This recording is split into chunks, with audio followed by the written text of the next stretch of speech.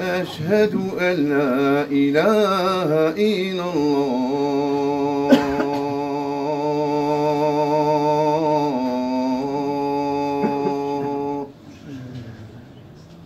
أشهد أن محمدا رسول الله.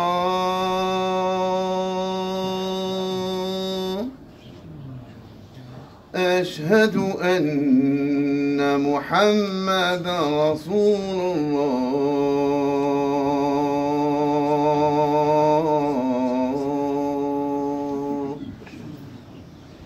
حي على الصلاة.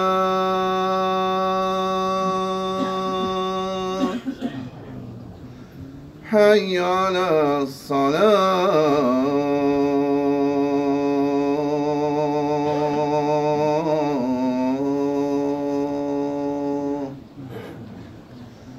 حي على الفلاح.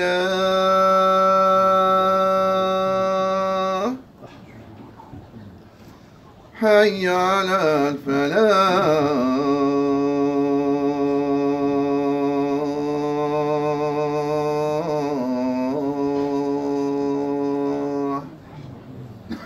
الله أكبر.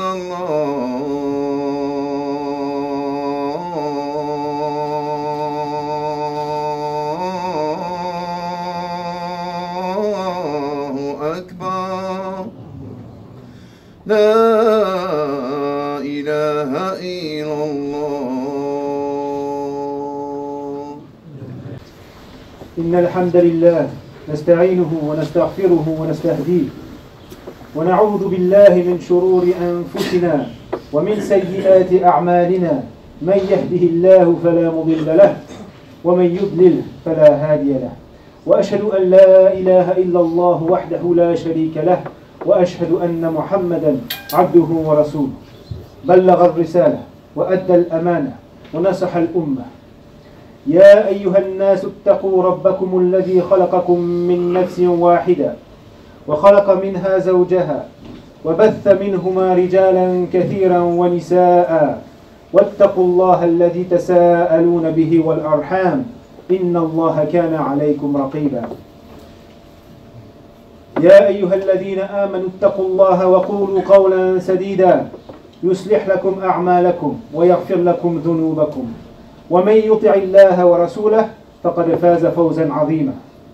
أما بعد، فإن خير الحديث كتاب الله وخير الهدي هدي محمد صلى الله عليه وسلم وشر الأمور محدثاتها وكل بدعة ضلالة. يا عباد الله، إن الله كرم بني آدم وجعل الإنسان الصالح أفضل من الملائكة، وهم يعبدون ربهم عبادة مستمرة ولا يعصونه أبدا. ولكن للإنسان شيء، صفة لا توجد في غيره من المخلوقات، وهي القدرة على اكتساب العلم. القدرة على اكتساب العلم. العلم شرف الإنسان. الآيات الأولى التي نزلت على النبي صلى الله عليه وسلم كما تعلمون: اقرأ باسم ربك الذي خلق، خلق الإنسان من علق، اقرأ وربك الأكرم، الذي علم بالقلم، علم الإنسان ما لم يعلم. لاحظوا كم مرات أشار الله إلى العلم. اقرأ مرة، علم بالقلم، اقرأ والكلم، القراءة والكتابة، وهما سبب اكتساب العلم. فعلم الإنسان ما لم يعلم. الوحي الأول الذي أنزله الله على رسوله لكان ممكنا أن يكون آمن، أسلم، استمع، ولكن قال اقرأ، أي تعلم. فمن مهمات الإنسان في الأرض التعلم علما نافعا والتقدم بطريقة العلم.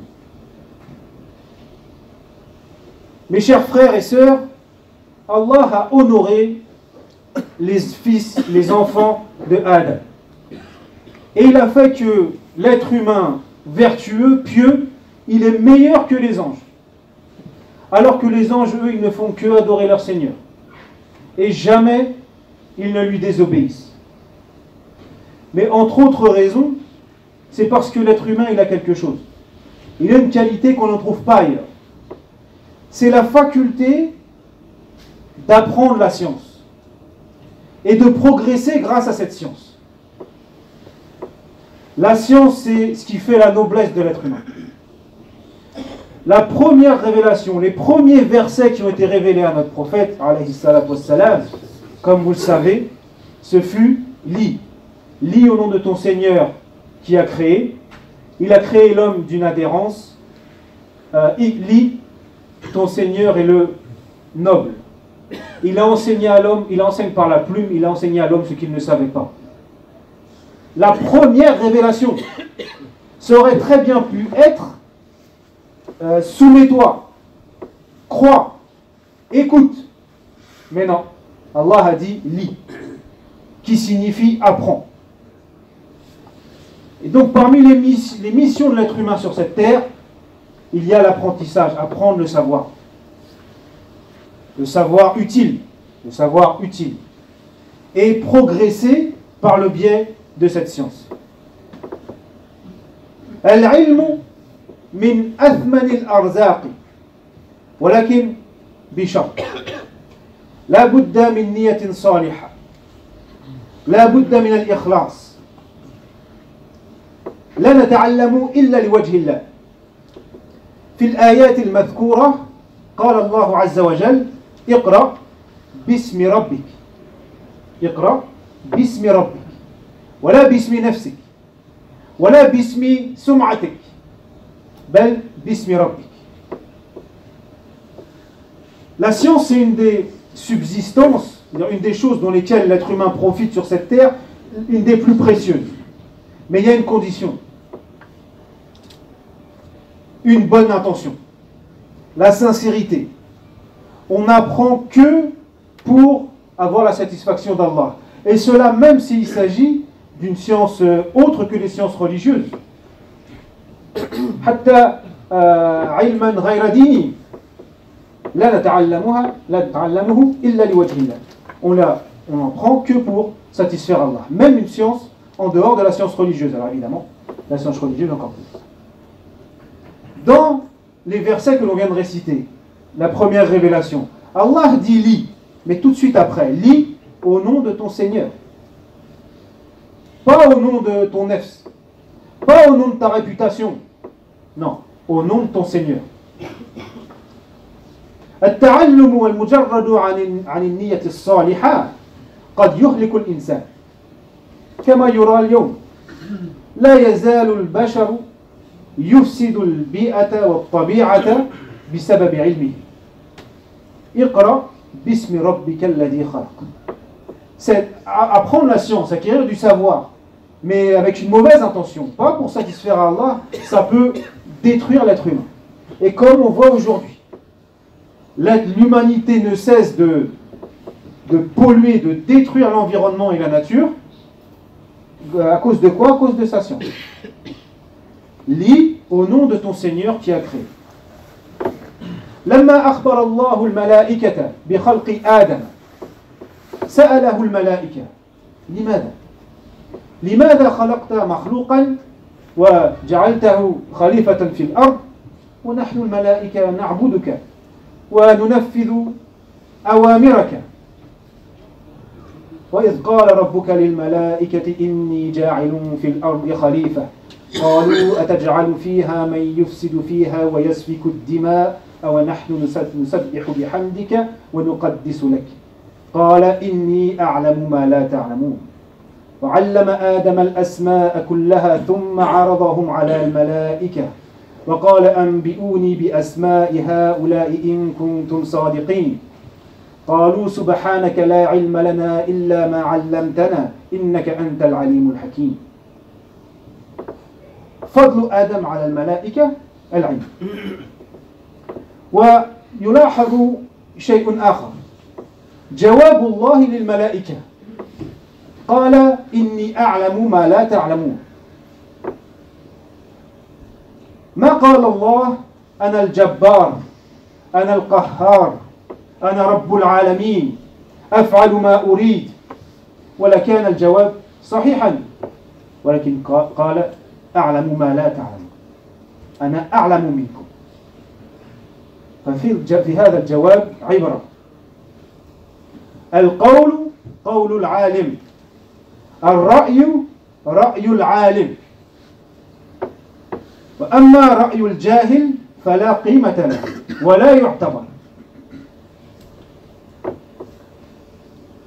Lorsque Allah a informé aux anges qu'il avait créé Adam et qu'il allait en faire un successeur sur terre, les anges ils ont demandé mais pourquoi?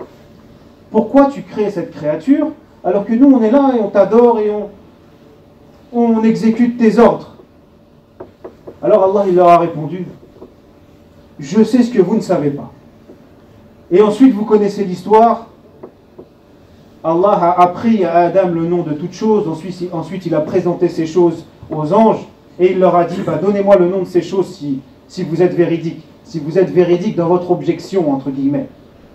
Alors les anges se sont inclinés et ont dit gloire et pureté à toi, nous ne savons que ce que tu nous as appris, tu es le sachant et le sage. Ce qu'avait en plus Adam sur les anges, la science. Et on remarque autre chose. La réponse de Allah aux anges. Il aurait très bien pu dire je suis le tout-puissant, je suis le contraignant, je suis le Seigneur de l'univers, je fais ce que je veux. Et évidemment, cette réponse aurait été correcte. Mais non, Allah il a parlé d'une autre de ses qualités. Il a dit je sais ce que vous ne savez pas. Je sais mieux que vous. Pourquoi Allah il a utilisé ça? Il a utilisé sa sifat, sa qualité de celui qui sait, pas celui qui peut ou qui est tout puissant. Là il y a un enseignement, c'est quoi? C'est que la parole qui compte, c'est la parole de celui qui sait. La vie qui compte, c'est la vie de celui qui sait. La vie de l'ignorant, il n'a pas de valeur. Et il est pas, on ne le prend pas en compte. وكل إنسان عالم في أمر ما وجاهل في أمر ما فعلى الجاهل أن يتعلم أو ليسكت. قال عز وجل هل يستوي الذين يعلمون والذين لا يعلمون. Parce que tout le monde est connaisseur dans un domaine et ignorant dans un autre domaine. Alors, celui qui est ignorant, soit il apprend, soit il ne se prononce pas sur un sujet qu'il ne connaît pas. Allah nous dit dans le Coran, sont-ils égaux? Avec une question qui implique une réponse non. Sont-ils égaux ceux qui savent et ceux qui ne savent pas? على سبيل المثال لو جاءني رجل وأخبرني أنه مريض مثلا هل يكون لي أن أقول له اشرب كذا وكل كذا وافعل كذا؟ لا، ليس لي إلا أن أقول له سل الطبيب، اذهب إلى الطبيب. لماذا؟ لأني جاهل في الطب. أو جاءني مثلا من لا تشتغل سيارته، ليس لي إلا أن أقول له اذهب عند الميكانيكي لأني جاهل في الميكانيكية. Par exemple, si quelqu'un vient me voir là, et me dit qu'il est malade, est-ce que j'ai le droit de lui dire bois telle chose, mange telle chose, fais telle chose? Non, j'ai pas le droit, ça c'est du dhulm, c'est de l'injustice. La seule chose que je peux faire, c'est lui dire va voir un docteur. Pourquoi? Parce que moi j'y connais rien en médecine. Si quelqu'un vient me voir et me dit ma voiture ne marche plus, j'ai qu'une chose à lui dire, c'est va voir le garagiste.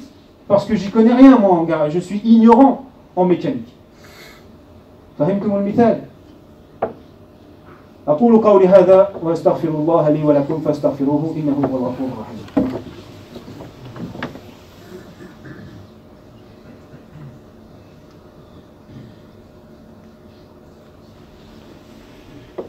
الحمد لله على إحسانه والشكر له على توفيقه وامتنانه وأشهد أن لا إله إلا الله وحده لا شريك له تعظيما لشأنه وأشهد أن محمدا عبده ورسوله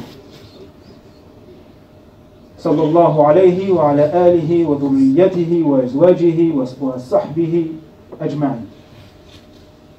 والعجاب اليوم بعض الناس وبعض الشباب لا يعلمون شيئا في العلوم الشرعية، لا يعرفون شيئا في اللغة العربية وهي مفتاح العلم، ولولا لا تكفي اللغة.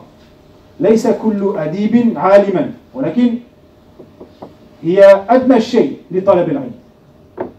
وأقصد العلم، لا أقصد الثقافة التي على كل مسلم أن يعرفها، لا، هذه فيتعلم المرء بلغته، ولكن العلم لا بد من اللغة العربية. فهؤلاء لا يعرفون المبتدأ والخبر ويعملون كأنهم متخصصون في العلم، ويبدعون ويضللون علماء. عجيب، لم يذوقوا طعم العلم ويضللون ناسا مستغرقين في العلم منذ طفولتهم. Je disais que ce qui est étonnant aujourd'hui, c'est qu'il y a certaines personnes, notamment des jeunes, qui ne connaissent rien des sciences islamiques, qui ne connaissent rien de la langue arabe, alors que c'est la clé de la science. Ça ne suffit pas. Il ne faut pas que tout arabophone pense qu'il est savant. Ça ne suffit pas, mais c'est la première étape pour acquérir la science. Et je ne parle pas de la culture que tout musulman doit connaître de sa religion. Ça, on peut l'apprendre avec sa langue, ce n'est pas un problème. Mais je parle de la science. Donc ils ne connaissent pas, ils ne savent pas ce que c'est un mubtada et un khabar, mais ils agissent comme si c'était des spécialistes de la science. Et ils déclarent innovateurs, égarés des ulama. C'est quoi ça? Ils n'ont pas goûté le goût de la science. Ils ne savent pas ce que c'est. Et ils déclarent égarés des gens qui sont plongés dans la science depuis leur enfance. Est-ce que c'est normal? إنما سمعوا بضع أحاديث وبضع فتاوى بالفرنسية في الإنترنت ويظنه علما، وشتان بين كسب بعض المعلومات ونور العلم. الفرق بينهما كالليل والنهار. Ils ont entendu quelques hadiths, quelques fatwas en français sur Internet et ils croient que c'est de la science. Alors qu'il y a une grande différence entre connaître quelques informations et la lumière de la science. C'est la différence, c'est le jour et la nuit. أحيانا سمعوا حديثا في أمر ما بالفرنسية ثم بلغهم رأي عالم فيبدو لهم أنه يخالف الحديث فمباشرة يكذبونه ويضللونه، ولكن يجهلون أنه يعرف هذا الحديث الذي سمعوه ويعرف الحديث بالعربية ويعرف معناه بدقة، ويعرف الأحاديث الأخرى في هذا الباب في نفس الباب، ويعرف الآيات القرآنية وآراء العلماء من المتقدمين والمعاصرين، ويعرف قواعد أصول الفقه لتنزيل حكم في واقع معين كالناسخ والمنسوخ والمصلحة وتحقيق المناط وغير ذلك. هل يستوي الذين يعلمون والذين لا يعلمون؟ وهؤلاء لا يفهمون اختلاف العلماء، الاختلاف بين العلماء، ووقع الاختلاف بين الصحابة شيء عادي. Je disais que parfois ils ont entendu ils ont entendu un hadith en français et ensuite ils entendent l'avis d'un savant. Et eux ils ont l'impression, parce qu'ils ne connaissent pas, ils ont l'impression que le savant est contredit le hadith. Alors directement c'est un menteur, c'est un égaré, etc. etc. Et ce qu'ils ne savent pas, c'est que ce savant, très certainement, il connaît le hadith qu'ils ont entendu. Et il le connaît en arabe, en sachant précisément la signification. Et il connaît tous les autres hadiths de ce sujet.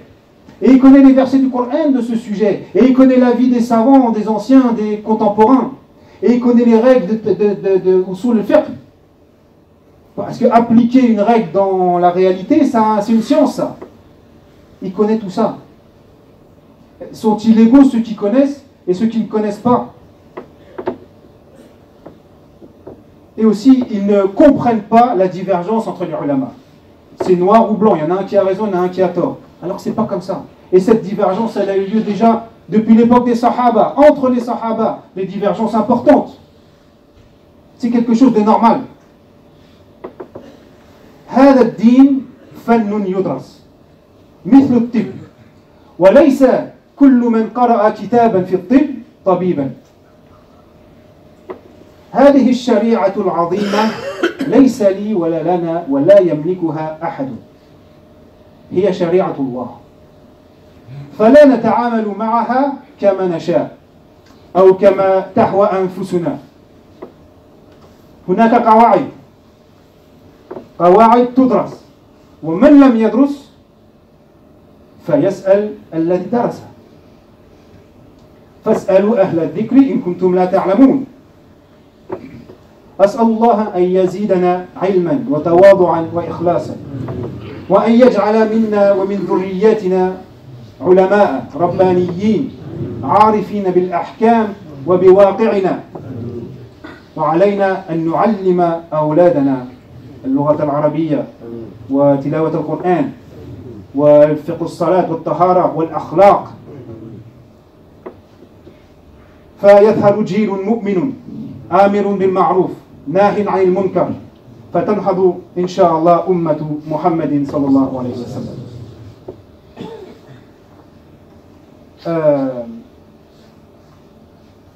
Cette science, cette religion, c'est une science, c'est un art qui s'apprend. Comme la médecine. Et c'est pas le premier qui a lu un livre de médecine qui devient médecin. Juste comme ça, là, vous amenez votre enfant chez un médecin et il vous dit ouais, bon, moi je suis pas diplômé de médecine, j'ai pas fait médecine. Mais attention, hein, j'ai lu tous les bouquins sur la médecine c'est mon truc. Vous allez soigner votre enfant chez lui? Non. Eh bien notre religion, subhanallah, notre lien avec Allah, cette charia, elle ne nous appartient pas. Elle appartient à Allah. Et donc on ne fait pas ce qu'on veut avec. Parce que quand on se prononce sans connaître les règles à suivre pour se prononcer, c'est comme si on fait ce qu'on veut avec cette religion. Alors que ce n'est pas la nôtre, c'est celle d'Allah. Elle a des règles qui s'apprennent. Et celui qui ne sait pas, il demande à celui qui sait. Allah nous dit, demandez à ceux qui savent si vous ne savez pas. Donc on demande à Allah qui nous augmente en science, en humilité, en sincérité, et qui fasse que sortent de nous et de nos enfants des ulama sincères, des ulama qui connaissent justement ces règles et qui connaissent notre contexte. Parce qu'appliquer une règle dans un contexte, ça aussi, il faut savoir le faire. Et on doit apprendre à nos enfants la langue arabe, la récitation du Coran, la prière, la purification et l'akhlaq, la moralité. Peut-être avant tout ça. Avant tout ça, la moralité et l'éthique. Pour qu'il y ait une génération qui survienne, croyante, qui ordonne le bien, qui interdit le mal. Et Inch'Allah, qui participe à l'essor de la communauté de Muhammad sallallahu alayhi wa sallam. اللهم صل على محمد وعلى آل محمد كما صليت على إبراهيم وعلى آل إبراهيم وبارك على محمد وعلى آل محمد كما باركت على إبراهيم وعلى آل إبراهيم في العالمين إنك حميد مجيد. اللهم أرنا الحق حقا وارزقنا اتباعه وأرنا الباطل باطلا وارزقنا اجتنابه. اللهم آتنا في الدنيا حسنة وفي الآخرة حسنة وقنا عذاب النار. اللهم لا تزغ قلوبنا بعد إذ هديتنا وهب لنا من لدنك الرحمة إنك أنت الوهاب. عباد الله إن الله يأمر بالعدل والإحسان وإيتاء ذي القربى وينهى عن الفحشاء والمنكر والبغي يعظكم لعلكم تذكرون وقوموا لصلاتكم يرحمكم الله.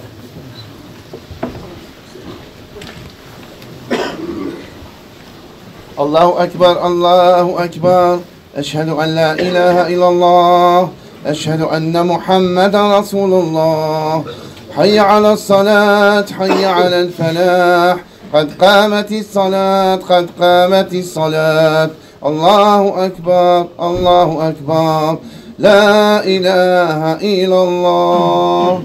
عن أبي الدرداء رضي الله عنه قال: سمعت رسول الله صلى الله عليه وسلم يقول: من سلك طريقا يبتغي فيه علما سهل الله له طريقا إلى الجنة، وإن الملائكة لتضع أجنحتها لطالب العلم رضا بما صنع، وإن العالم ليستغفر له من في السماوات والأرض حتى الحيتان في الماء.